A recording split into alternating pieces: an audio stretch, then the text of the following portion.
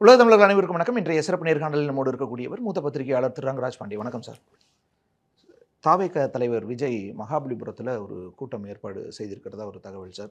கரூரில் பாதிக்கப்பட்ட உயிரிழந்தவர்களின் குடும்பத்தினரை நேரில் இங்கே அழைச்சிட்டு வந்து அவங்கள சந்திக்கிற திட்டம், அவங்க பேருந்தில் கிளம்பின காட்சிகள் இதெல்லாமும் வந்துட்டு இருக்கு. உங்களுடைய பார்வை சார்? பாதிக்கப்பட்ட குடும்பத்தினரை பார்க்கணும்னு சொன்னாங்க. எல்லாரும் எதிர்பார்த்தாங்க. பார்க்க வேண்டியது அவருடைய கடமை. பார்க்குறாரு. இதில் நம்ம சொல்கிறதுக்கு என்ன இருக்குது? அது ஒரு சரியான, தேவையான, அவசியமான ஒன்று தானே. எல்லாரும் எதிர்பார்த்த ஒன்று தானே.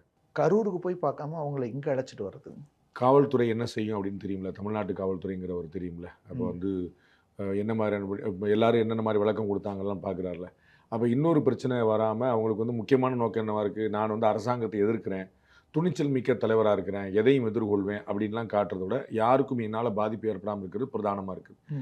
அதுதான் ரொம்ப முக்கியமாக பார்க்குறோம். அப்போ வந்து நம்ம 4 பேருக்கு நம்ம வந்து பாதிப்பு ஏற்படுத்துறத விட நம்ம அந்த பாதிப்பு இல்லாமல் நம்ம பண்ணுறதுக்கான வழி இருக்கான்னு பார்ப்போம்னு பார்க்குறேன். அப்போது திருச்சியிலையாவது அட்லீஸ்ட் பார்த்துருக்கலாம். நீங்கள் எங்கே சொல்கிறீங்களோ அங்கே நீங்கள் பார்க்கலாம். அவர் எங்கே சொல்கிறாரோ அங்கே அவர் பார்ப்பார்.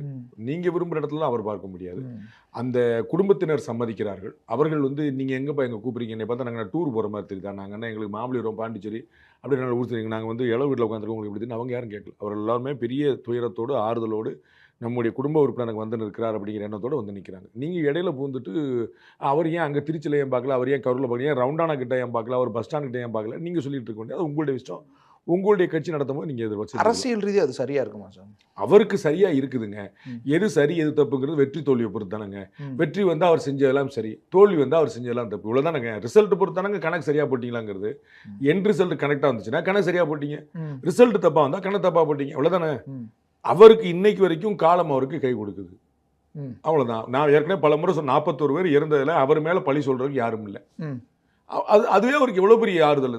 இதுவே இது வந்து யார் செஞ்சா அப்படின்னா அவருக்கு ஒரு ஃபேவராக இருக்குது. நிறைய விஷயங்கள் அவருக்கு ஃபேவராக நடக்குது. அதனால வந்து இதுவும் அவருக்கு சரியாக இருக்குது.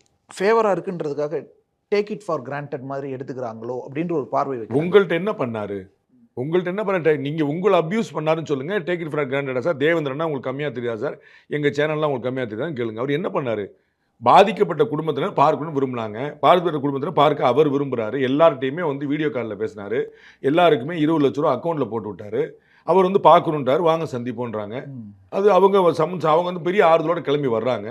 உங்களுக்கு என்ன பிரச்சனை இதில்? ஆனால் சார், தமிழ்நாடு, இந்திய, உலகம் முழுக்கவே ஒரு பழக்கம் அப்படிங்கிறது இறந்தவர்களின் வீட்டுக்கு சென்று அவங்களுக்கு ஆறுதல் தெரிவிக்கிறதோ இல்லை துக்கம் அனுசரிக்கிறதா தானே ஒரு வளமை, ஒரு மரபு. ஆமாம், அப்படி தான் பண்ணணும். ஆனால் நம்ம வந்து ஊர் அப்படி இல்லையே, நம்ம என்ன செய்யறது, அதான் மரபாக இருக்குது. ஆனால் அவருக்கு வந்து இருக்கக்கூடிய ஒரு மேட் ஃபாலோயிங் ஒன்று இருக்குல்ல. அவர் வந்து பார்க்கறக்கா பிரகாஷ்ராஜ் ஒருக்க வந்து ஆக்சிடெண்ட்டில் வந்து கீழே விழுந்திருந்தார், விகடன் எழுதியிருந்தார்னு நினைக்கிறேன். அவர் தலைகுப்புற கிடக்காரு ஈசிஆர் ரோட்டில். அந்நேரம் வந்து ஃபோட்டோ எடுத்துகிட்டு இருந்தாங்க. பிரகாஷ்ராஜ் விழுந்திருக்காரா அப்படின்னு. விழுந்து கிடக்கிறாரு, அவரை காப்பாற்றணுங்கிற எண்ணத்தை விட விழுந்து கிடக்கிற பிரகாஷ்ராஜ்னு ஃபோட்டோ எடுக்கக்கூடிய எண்ணம் தான் அதிகமாக இருக்குது. அப்போ திரு விஜய் வந்திருக்கிறாருன்னா விஜய் தலைவரா, கட்சியா, 41 இறந்தாங்களா அப்படிங்கிறத தாண்டி விஜய் வந்திருக்கிறார், அவரை பாத்திர மாட்டோமா தொற்ற மாட்டோமாங்கிற ஒரு ஃபேலிங் இருக்குது அவருடைய திரை பிரபலத்தினால. அப்போ வந்து அது வந்து அடுத்தவங்களுக்கு சிரமமாக இருக்கக்கூடாதுன்னு நினைக்கிறது நல்லது தானே.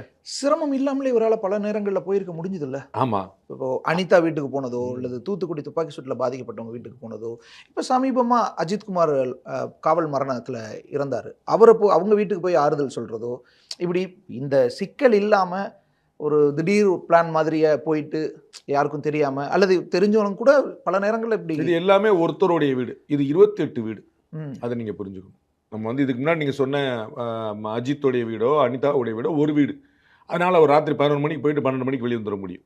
இது வந்து 27 வீடு. நீங்கள் ஒவ்வொரு வீடும் கிடந்தோம்னா 2வது வீட்டில் ஆள் கண்டுபிடிச்சிருவாங்க. அப்போ திரும்பி ஒரு அசம்பாவிதம் நடக்கக்கூடாது. நடக்கிறதுக்காக 4 பேர் காத்துட்டு இருப்பாங்க. அது இங்கே இல்லை. நீங்கள் வேற யார் கூட்டத்துக்காக இந்த மாதிரி வந்திருக்காங்க? இந்தியாவிலே நடக்காத விஷயம்னு சொல்கிறீங்கல்ல, இதுக்கு முன்னாடி நடக்கல எந்த அரசு கூட்டம். அப்போ ஏன் நடந்ததுன்னு பாருங்க, ஏன் இவ்வளோ கூட்டம் வந்துச்சுன்னு பாருங்க, எப்படி அங்கே நடந்ததுன்னு பாருங்க. அதெல்லாம் கேள்விகள் பதில் தேவைப்படுது இல்லை. அப்போ வேற ஏதோ மற்ற தலைவர்களாக வந்து இந்த மாதிரி கூட்ட நெரிசல் வச்சுட்டு பிரச்சனை இருக்குதா? அண்ணன் கமல்ஹாசன் வந்து ஆழ்வார்பேட்டை இல்லத்திலேயே வந்து கூட்டத்தை முடிச்சிடறாரு, ஒரு பிரச்சனை கிடையாது. நன்றி சார்.